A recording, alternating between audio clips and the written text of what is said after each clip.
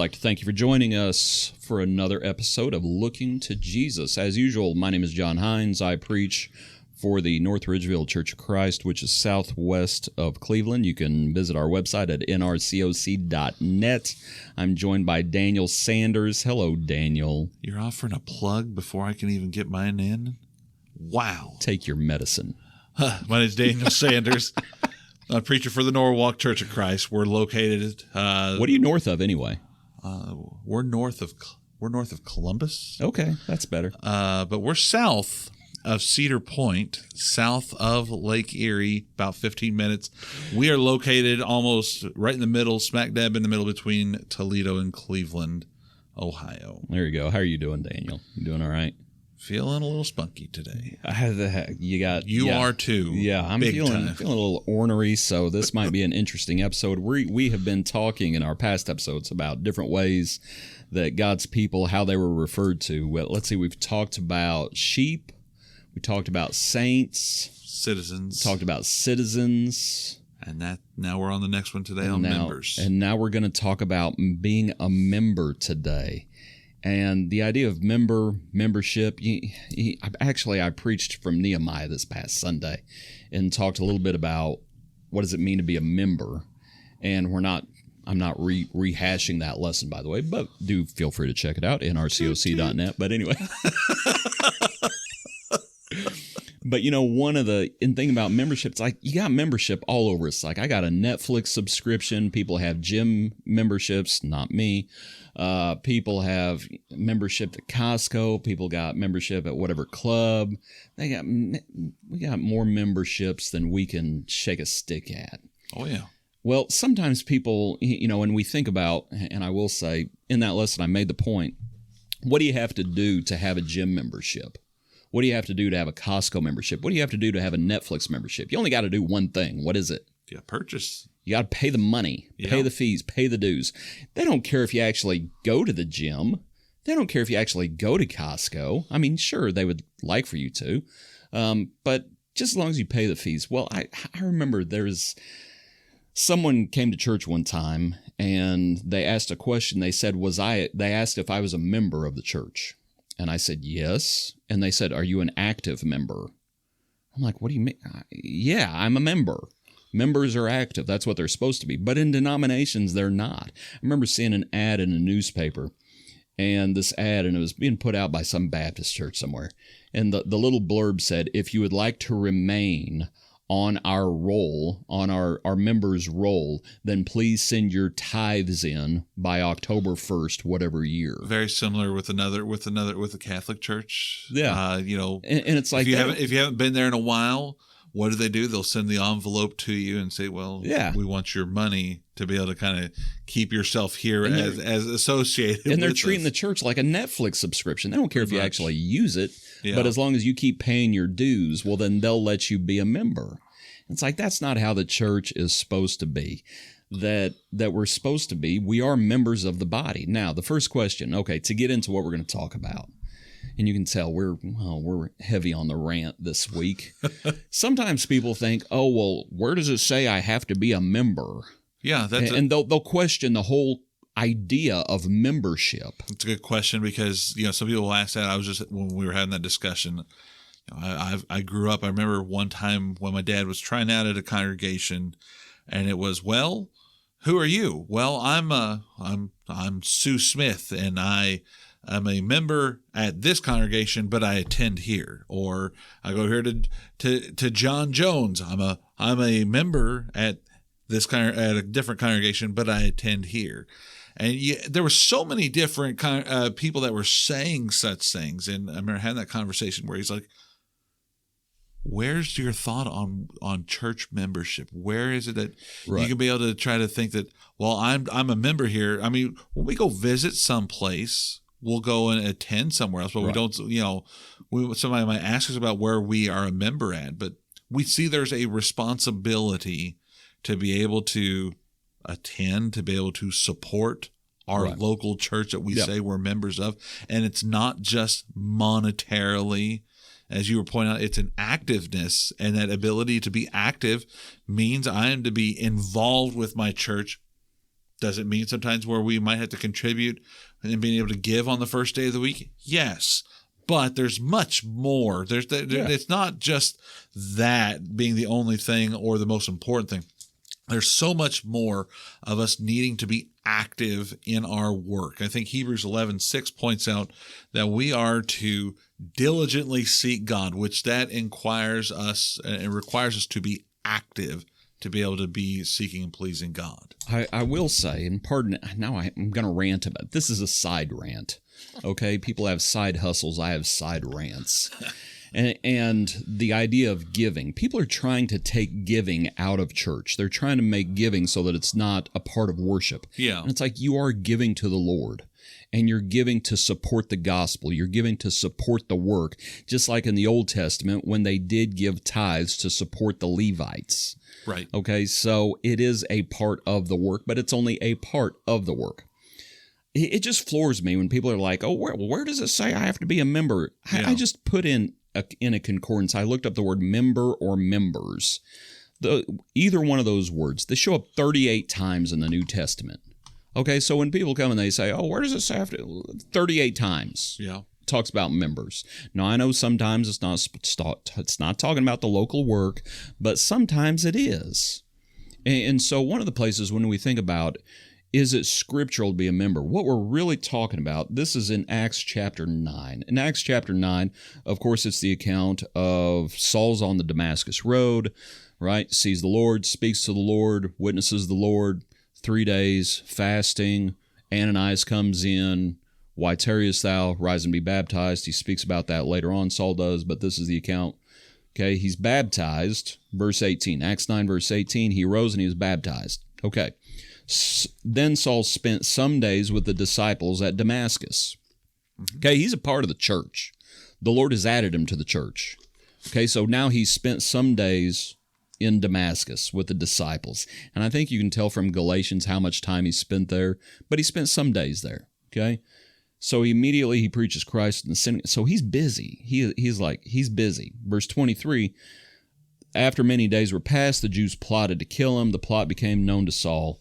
Okay, the disciples took him by night, let him down through the wall in a large basket. Verse 26, and when Saul had come to Jerusalem, all right, so let's pause right there. He's already a Christian, right? Right. He's already a Christian. He's already been active. But when he comes to Jerusalem, what he does is he tries to join the disciples, it says. He tried to join the disciples, but they were all afraid of him, did not believe that he was a disciple. Barnabas takes him, comes to the apostles, talks about what he's done. All right? That word for join there, that's the word for glue. That's what that word there is. Verse 28, he was with them in Jerusalem, coming in and going out. That concept, that's what we're talking about. Before he was with the disciples in Damascus. Now he's trying to join the disciples in Jerusalem. We're not saying he wasn't a Christian before, but where was he working? What group was he a part of? Yeah. Before he's in Damascus, now he's come to Jerusalem.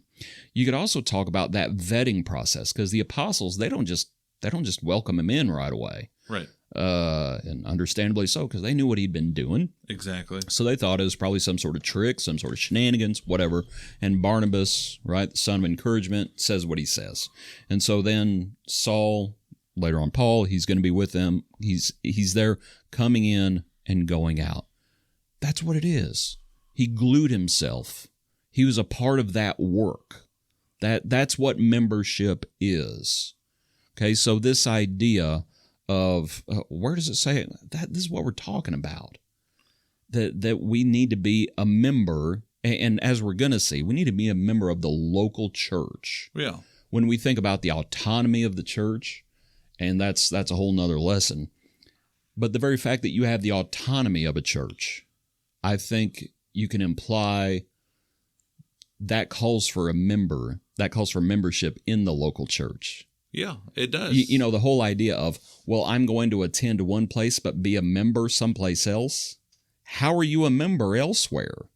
Right. That doesn't make any sense. It doesn't make any sense at all. You know, again, we can go and visit different congregations. We can be able to see other brethren, no problem. But our first responsibility when it comes to that membership is to our local membership or our local church that we are a part of. one of the things you're there in Acts. If you go just a little bit ahead into Acts chapter 20, verse 28. You wanted me to read all the way from that chapter to chapter 20. Oh, Carry on. All my sermons on Sunday night have been right there from Acts 9 to Acts chapter 20 so far. So toot. Anyway, when Paul's sign your own Bible. When Paul is there with the Ephesian elders in Acts 20 verse 28, right. He says, "Therefore, take heed to yourselves and to all the flock, among which the Holy Spirit has made you overseers to shepherd the church of God, which he purchased with his own blood." Again, he called for which elders? He called the Ephesian elders to be able to oversee the Ephesian work as well. Not the Colossian elders, not the Philippian elders. It's not this pyramid scheme or this, the head bishops over all. Yeah, and we see some, sometimes even within the church, we see that trying to be kind of thought of or try to be tempted or try to be pursued in some sort of way at times, where they want to be someone wants to be head over all the elders, and then, I'm also head over these other, it's almost similar to what we see in denominational churches. That's how the Catholic Church started, when you started having local shepherds relinquishing their work to a head bishop. Yeah. That's how the Catholic Church started. But yeah, your verse about, and what's the language there in Acts? Is it Acts 20? 20 verse 28, "Therefore take heed to yourselves and to all the flock which among the Holy Spirit has made you overseers." So you have the shepherds and you have the flock. Yeah. And that's their flock. And as you have that flock, those flocks have their shepherds. Right. And you make the same point in 1 Peter chapter 5. "The elders are among you, I exhort, shepherd the flock of God which is among you, serving as overseers." Elders have no authority over sheep in another flock, right? Because they have no control. Each shepherd had their own flock to watch out for, to tend for, and to care for, and then someone else might have something else, right? To be able to look over and to be able, can you be able to point out maybe there's some concern? Yeah, but to be able to kind of step in and take control of it is an issue. When people travel or when people move, things like that, like when Saul goes from Damascus down to Jerusalem, it's like, okay, it's not wrong to ask questions. Hey, where have you come from? Right. Is there something going on there that you're running from? Are you, and people use that phrase, member in good standing, but what we're really talking about is there sin? Yeah. Is there sin involved that you're trying to run from? Is there something we need to be concerned about? Because we're supposed to be careful, right? Yeah. By their fruits you'll know them. Beware of sheep or beware of wolves in sheep's clothing. You have all those concepts. We have the responsibility. The elders have the responsibility of caring for the Lord's church. When there's congregations that are not able to have elders, well, we still have a quote unquote vetting process. Sure. I mean, what you may be doing over there at North Ridgeville is probably different than what we might do. I mean, but what we're trying to do is making sure that members are in good standing. Everything's good. The work still has to be done. And the work has to still be done. Exactly. And what we're talking about is the local work. Exactly. Still has to be done. So I think that kind of answers the question, is it scriptural, being a member? And I think those concepts answer that question sufficiently for anyone who's honest. Yeah. It's like, I don't know why people get up in arms about being a member. I have a feeling, and we might come back to that accountability thing towards the end, because I know what we're going to talk about next time. Because next time we're going to talk about disciples. Right. That God's people are disciples. So we'll come back to that, but I think it answers the question, and it's a scriptural idea. We are called to be members of the body. Yeah. And as the body, I understand sometimes the body is speaking about universal things, but other times, as we'll see, it's speaking locally, and we're called to be local members. All right. So the second question I have is, okay, so how do you become a member? I know how you become a Costco member. I know how you become a Netflix member. I know all that. So do you just pay your dues? Is that how you become a member? No. One way we've already seen, Paul was already a Christian. He tries to join the disciples.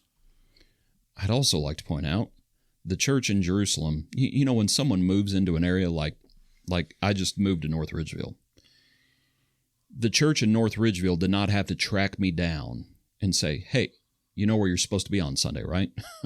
It's like, no.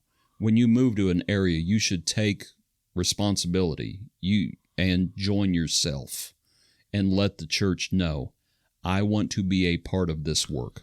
I want to be a member here. So you have that concept. So that's one way that you become a member. If you're already a Christian, you go to the church, go to the elders, go whatever. Go to whoever you need to, and then again, let them know. Each church I want to be a part of this. Go about it in a different way, being able to, the elders might have a discussion of things. Right. The members might have a discussion of things together to be able to. Right. Okay, again, we go through the nothing else can come to mind except for the vetting process. Of everything, just to make sure that everything's just checking P's and Q's, make sure everything's. We want to make sure there's no issues or nothing with that. Yeah. It's not trying to be wrong. It's not trying to be mean or try to make somebody ashamed of anything. Right. It's just to make sure that everything's in good standing with the church. I remember one of those times we had a gentleman move up from Southern State and said, well, I attended here, gave us the name of the congregation, gave us the name of the preacher. You know what I did? I just went and called him and said, hey, do you know Brother So-and-so? Yeah, there it was. Okay. Yep. Good standing, everything. He was good. Yeah. He was involved with the work. Right. He did these things. Okay, great. Right. That Now I knew of someone in Arkansas, and this fella had been, quote unquote, a member of the local church for years. Now I have to explain why I said quote unquote. It comes out at one point he had never been baptized. He'd never obeyed the gospel. And so that goes to another issue, namely, Saul had already obeyed the gospel. So if someone has not obeyed the gospel, then at a certain point, at that point, you go to 1 Corinthians chapter 12. For as the body is one and has many members, but all the members of that one body, being many, are one body, so also is Christ. For by one Spirit we were all baptized into one body. How do you become a member? It's not by paying dues. Jesus already paid that due. He went to the cross. He paid the price. What we do is we submit to his baptism, and we are baptized into one body. We are baptized into the body. The Lord adds to the church daily those who are being saved, and we become members as we are baptized. We're not like the denominations. At that point, we're not going to vote. Because, Daniel, if you're not a Christian and you come forward Sunday morning over in North Ridgeville, if you come forward and you say, I want to be baptized. I repent of my sins. I want to be baptized. We're not going to do a show of hands and say, well, does anyone know anything about Daniel that would prevent him from being baptized? He's already admitted he's a sinner. Yeah.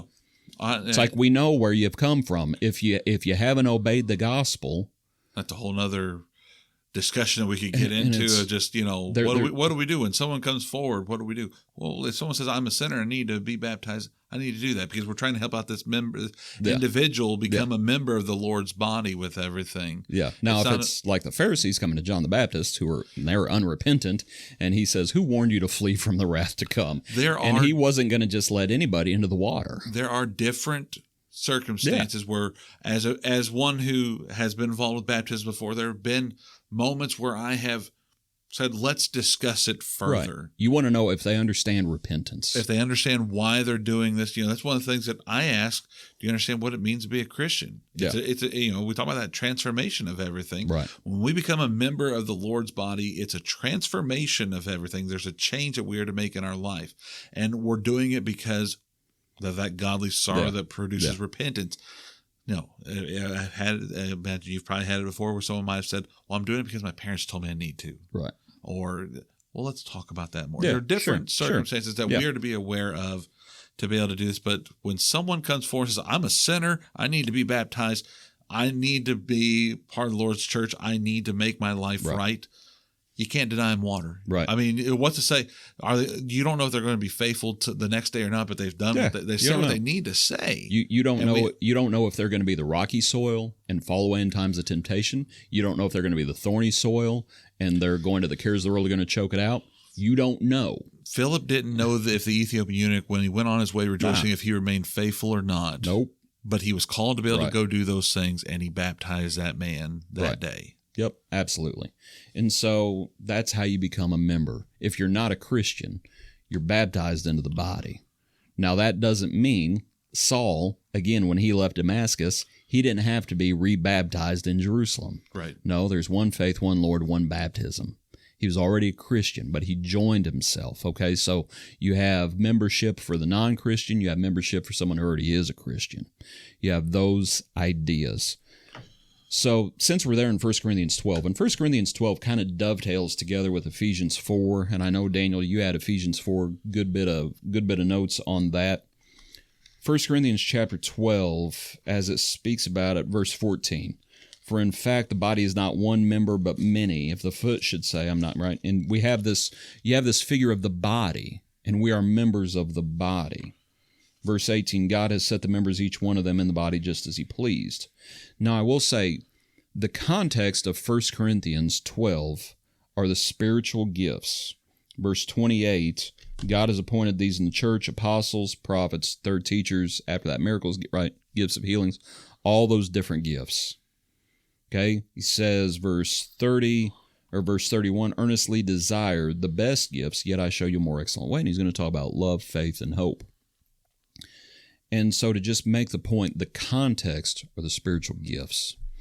But within all of that, at verse 25, it says that there should be no schism in the body, but that the members should have the same care for one another.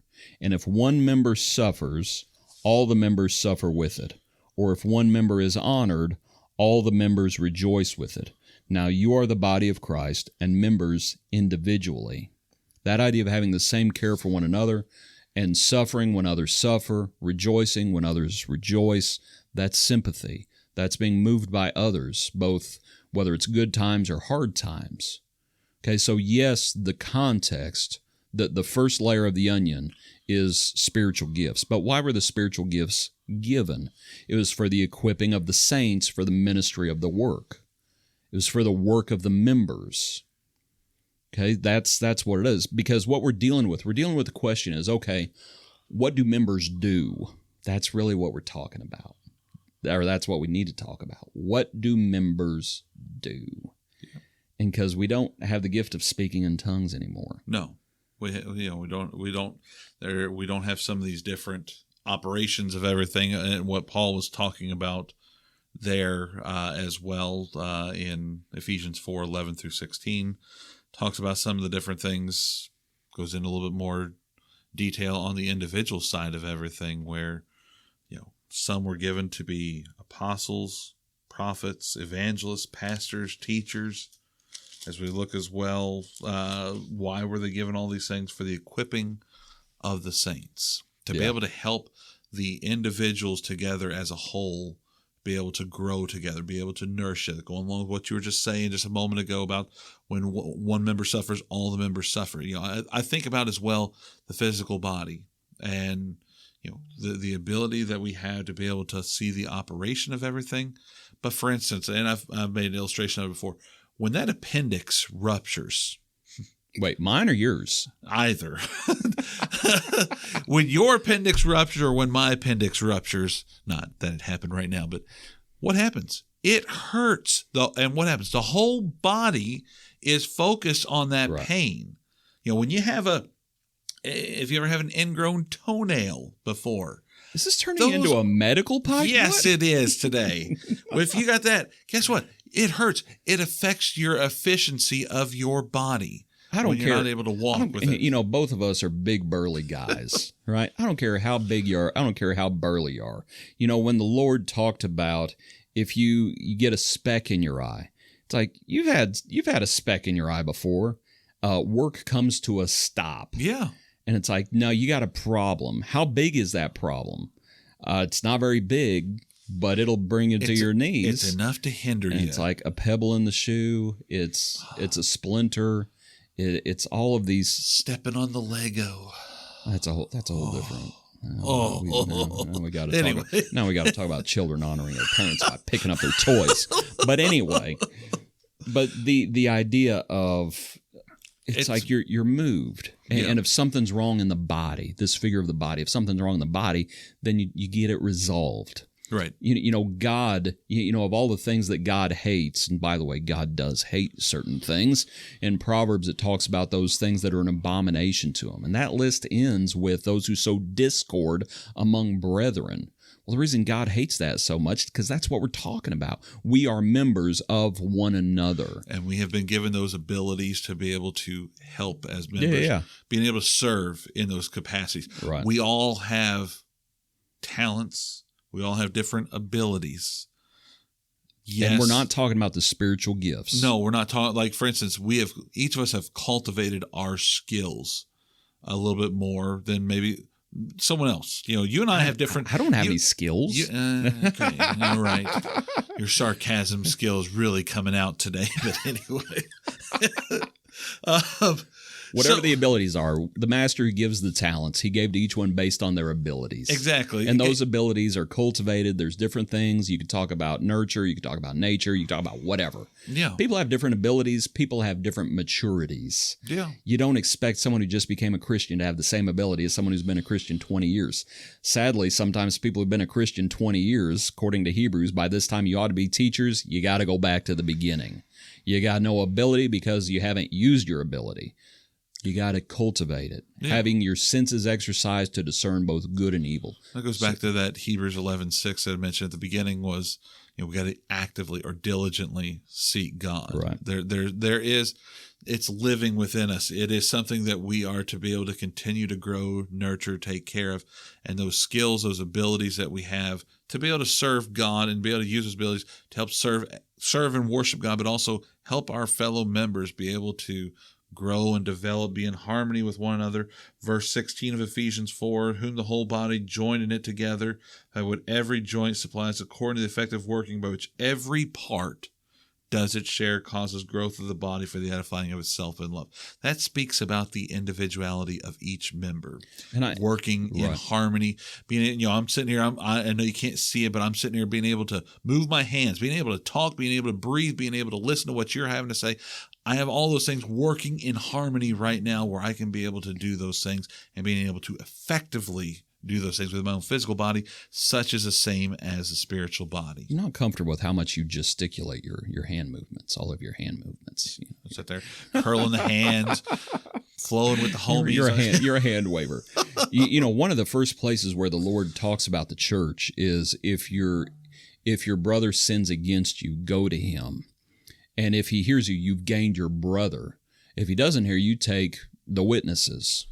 If he hears them, okay, well and good. If he doesn't hear them, bring it before the church. Yeah. And if he doesn't hear the church, let him be to you like a heathen and a tax collector. But that whole thing is really about membership. It's being members of one another, and you see the individual responsibility there. You see an individual responsibility, but you also see a collective responsibility. And actually, it's one of those places where you can show the difference between the individual and the church. We've already seen it, actually. But you can show it from that passage. And where it says, if he doesn't hear the church, let him be to, and I believe that you there is singular again. And so you're back to the individual. It's a church matter, but what are we? We are members individually. Yeah. We're members individual, and we have an individual responsibility. Okay, so you have this concept. Like I said, that verse there in Ephesians 4:16. Okay, what do the members do? Verse 15, speaking the truth in love. Mm-hmm. These things are given, verse 12, for the edifying. And that still goes on because the gifts were given to deliver God's will. Scripture. It was confirmation, revelation, and confirmation. So now we have the Bible. We use it. We apply it. And we help others. That's what we're trying to do, to be those servants, special servants of the Lord. But anyway, as we think about, okay, what does it mean to be a member? This is what it means. And there aren't special members here. Now I'll harp on that. We've been talking about, before we started recording, being special. It seems like, remember the old Saturday Night Live skit with the church lady? Oh, isn't that special? Well, that's how some people are. Aren't they just special? But anyway, there aren't special members. There are members. And we are called to be members of one another. And so here we see the work. I wanted to think about the benefits. What are the benefits? And I think we'll see the benefits of being a member of a local church. I want to look in Hebrews for this point, because one of the benefits is you're able to cultivate and have those good relationships with people locally. And, you know, when Jesus talked about there's no one who's left, and he talks about father and son, you know, father and mother, and who's left for me, and he says, now in this time we'll find, and what he's speaking about, as it talks about, he will find fathers and mothers and brothers and sisters and all these things. And he's talking about these relationships. And that's what you have in the church. It's like, no, you have individual, you have members of a larger group. So in Hebrews, let me get over there to think about cultivating this concept. And actually, let me pull my notes up here, Daniel. I have it somewhere. Here it is. Look in Hebrews chapter, they're in chapter 3. The first few verses, it talks about verse 6, just as verse 5, Moses was faithful in all his house. Verse 6, Christ as a son over his own house, whose house we are if we hold fast the confidence. Now, I think that house, is that speaking universally or locally? I think it's speaking more universally there. It is, and I think you can just tell from the context. But when you go further down in the same chapter, just for example, verse 12, beware, brethren, lest there be in any of you an evil heart of unbelief in departing from the living God, but exhort one another daily while it is called today. That idea of one another, that's what we're talking about. We are members of one another. And I'm thankful to have brethren all over the country and all over the world, okay? I'm thankful for that. I'm thankful that, on Facebook, you can see stuff happening all over the place. Sometimes I feel like people post way too much stuff. Hole. But anyway, chasing the rabbits. You distracted me. Why did you distract me? Squirrel. I have a responsibility that exhort one another. All the one another passages, and there are a lot of one another passages. Does that happen universally, or does that happen locally? And I would suggest it happens locally. Yeah. And you just go through Hebrews, for example, again, they're in chapter 5, verse 12, for though by this time you ought to be teachers. Well, who should they have been teaching? It's not talking about elsewhere. It's talking about the local work. Yeah. It's like, yes, we're not individuals there with that. Yeah, we're not denying there is the church spoken of universally, but you have the local work. And that's how the church functions on this earth, frankly. You look over in chapter 10, and just for time's sake, and there's so many passages in Hebrews, it's not even funny that you can show this. But in Hebrews chapter 10, verse 23, let us hold fast the confession of our hope without wavering, for he who promised is faithful. And let us consider one another in order to stir up love and good works, not forsaking the assembling of ourselves together. What is that talking about if it's not talking about locally? I don't know how you can be able to get anything else out of it except for speaking about locally there. Yeah. The assembling of ourselves, not forsaking the assembling of ourselves together. Yeah.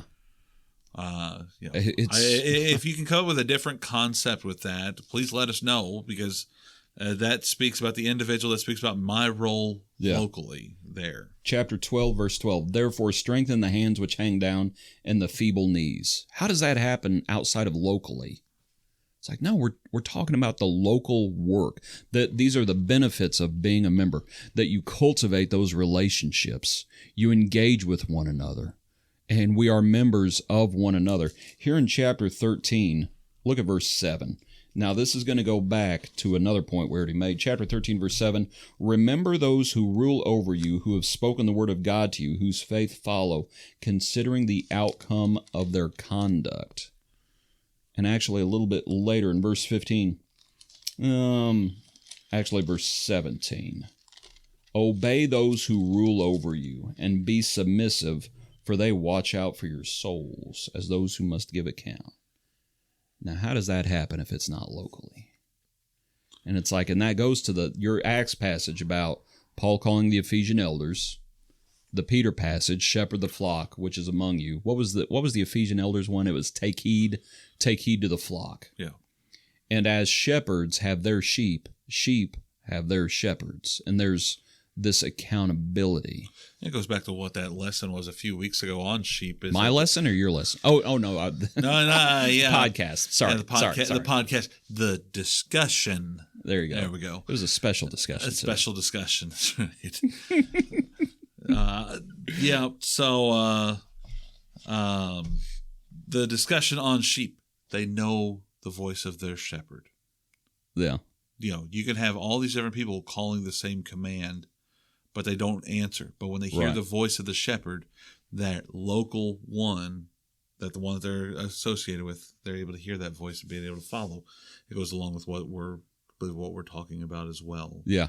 Daniel, you couldn't see this at home because obviously this is a podcast, but he just held up a sign that said special people. And it's what 1 Peter that talks about we are God's own special people, depending on what translation you use. Holy, sanctified. We were talking about that in our last. That word for special, that's where the King James used the word peculiar. And it doesn't use the word special like, isn't that special? It means that we belong to God. It is a unique relationship, and we are members, and that's why we say, like we spoke about saints, how do denominations look at sainthood? Well, there's regular members, and then there's the venerated, there's the venerable, and then it's like, no, we're saints, and we are members. So there are not special members in the typical sense of the word special today, but all the members and all Christians, all saints, all sheep are God's own special people. We are different. We belong to the Lord. And what we're thinking about right now is just on a local level, because I think that this discussion about membership is really where you see locally that emphasis of locality. And this Hebrews passage, obey those who rule over you. It's one of the benefits of being a member. Elders have a responsibility. Individuals have a responsibility, as we've already mentioned from the Matthew passage, if your brother sins against you. Okay, so what we're talking about is individuals and the body. One of the benefits of being a member of the body is that the body and its parts are looking out for your soul. And that's one of the benefits. And when people say, oh, well, I don't want to be a member here. Are you submitting, isn't it earlier? Yeah, earlier in Hebrews. Oh, where's the verse I'm looking for, Daniel? I know it's in Peter, where it says, let all of you submit to one another. Doesn't it? There's 1 Peter 5. 1 Peter 5. Submit to those who submit to your elders. Yes, all of you be, chapter 5, verse 5, 1 Peter. Yes, all of you be submissive to one another. How does that happen outside of local? Yeah. It's like, that's what we're called to do. Because when you sit there and think about it, even in general in the world today, if you've got someone that is a distance, a ways away from you, that's supposed to be in charge of you, logistically far away from you, you're not going to listen to them. Right. Versus you're going to listen to someone who's going to be more direct over you, that's going to be closer to you logistically. Right. You're going to listen to what they have to say. You're going to take heed to what they say a little bit more. So, again, we see that speaking about in a local sense, in a logistically right there amongst ourselves with that. One other thing, and I'm sure there's other benefits of being a member. One other thing I wanted to mention, and this is 1 Timothy chapter 5. In 1 Timothy chapter 5, in the discussion about widows, and you have those who are true widows, those who are not true widows. And one of the phrases that is used here is there in verse 9, do not let a widow under 60 years old be taken into the number. Granted, I understand it's speaking more about ongoing benevolence. But when we think about benevolence happens locally. Now, granted, there may be times like when the gifts, Judean, or when you had Gentile churches that were sending, for the Judean saints, things like that. But even as they sent it to Jerusalem, that gift, it was put into the hands of the elders, and then the elders distributed. local work. That's you see that locality again. Yeah.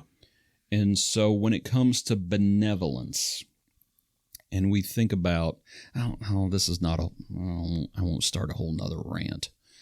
Squirrel. Let me ask you, Daniel, do you think the church, do you think churches, I'll just tell you what I think. I'll stop being vague.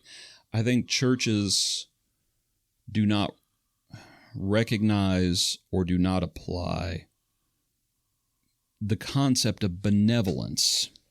It's like if a member is suffering, if a member, what I see anymore is everyone is so quick, and they've been this way for 10 years, to start a GoFundMe.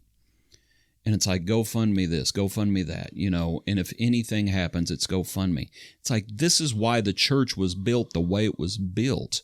When those saints in Jerusalem needed help, a call went out, and Agabus, the prophet, is up in Antioch. He says, there's going to be a famine, and we need to get ready, not just for ourselves. He says, it's going to affect the whole world, but there's going to be saints in other places who are going to need our help. And that's how the Lord built the church. When we think about evangelism, edification, and benevolence, you get into what's the benefit of being a member. We get built up, we get admonished, we get exhorted, we get encouraged. And there may be times where, like if someone is a true widow, who had the responsibility, if she doesn't have any family, then who is it who helps? It's the church, be able to try to help out with these different things from time to time. And it's the local church. Yeah. And that concept of being a member, if someone says, oh, well, I'm not a member of the body here. Well, where are you a member at? You used in our intro, you talked about someone who was attending one place, but they were a member someplace else. Yeah. Well, who had the responsibility if they fell on hard times, or who had the opportunity, whatever you want to say? If they came to the church and said, oh, I need help. Yeah. Well, you'd have. You know what I would say if they said, I'm not a member here, I'm a member elsewhere? And if they came and they said, we need help. What would happen with that? Well, like you said, one of them with the church where they were attending at, not members at. Well, you need to go talk to your local church. That's you go right. talk to the local church, and they're like, you haven't been attending here. What is everything okay? Well, I've been attending elsewhere, but I'm a member here. That's something's broken. Yeah, that's not how this. Broken. That's not how this works with everything. Right. We see there are benefits, and it's not trying to say that the church is going to be our own personal piggy bank with everything. No, but there's oversight. Yeah, because if a man doesn't work, neither shall he eat. Yeah, I was talking to a guy, and he was in a denomination, and he was talking about like the cafeterias and the stuff like that. Right. And he was talking about how it just aggravated him so much because you would see people pulling up in nicer vehicles than he had on their iPhones and coming looking for a handout. Yeah. And I asked him, and he thought it was such a good thing, but at the same time, he was aggravated at what he was seeing. And I asked him, I said, at what point do you deal with the Thessalonians passage, if a man doesn't work, neither shall he eat? And he kind of looked at me, and I said, do you think you're enabling those people? Do you think you're enabling doing wrong? And he said, oh, yeah, absolutely. It's like, it's not a good thing. You think it's a good thing. It's not. Right. There needs to be oversight. There needs to be oversight. There's oversight. There's rules. There's stipulations. And that all goes into membership. Yeah. Goes into being able to support our local church. Yes. And not just financially, right. but involved. Right. We are involved. Yep. We are part of it. We are yeah. the church. Yeah. And I think that's exactly it. What does it mean to be a member? Involvement, engagement, members of one another is what the scripture says. Absolutely. We are members of one another. And so people should not cast aspersions at the idea of being a member. It's like, no, we are members. We're members of the body. Yeah, absolutely. And get to work. That's right. And so that's what it means. Whether it's a little, Jesus said she has done what she could. Yeah. So be it. Do what we can. Do what we can. If it's just a cup of water, do what we can. Yeah. Don't sell ourselves short either. Right. Because sometimes we think, I can't do much. Yeah, you may be able to do more than you think. Yeah. There's a certain woman who, as far as I could tell, all she did was sew. And yet when she passed, all the widows showed all the things that Dorcas had made. And it's like, she had done a good bit to influence others. Yeah. The widow put in her 2 mites, and Jesus says she's done more than anybody else. And so the Lord looks at things a little differently than we do sometimes. It's the quality behind everything. It's not always necessarily quantity. There you go. There you go. So, membership. Next week, what are we talking about, Daniel? We're supposed to be talking about disciples. Discipleship. That'll be a good one. We'll see if we're still... See how rant heavy next week's is. I have a feeling next week might be pretty rant heavy. Appreciate you, Daniel. Appreciate everything. I'm going to throw out one quick thing for us. Gospel meeting. We have here at Norwalk, we are going to be having our gospel meeting October 8th through the 11th. Brother Keith Welch, a person who grew up with this congregation, he's located just on the west side of Akron, Ohio. He's going to be coming up for our gospel meeting. He's going to speak for us October 8th through the 11th. Monday through Friday, we'll be meeting at 7:30 each night, and then our regular times on Sunday. So just start planning for that if you're able to. If you're hearing this and you're close, we'd love to have you. You got the flyer on the Facebook page. Got the flyer on the Facebook page and everything advertising that way too. There you go.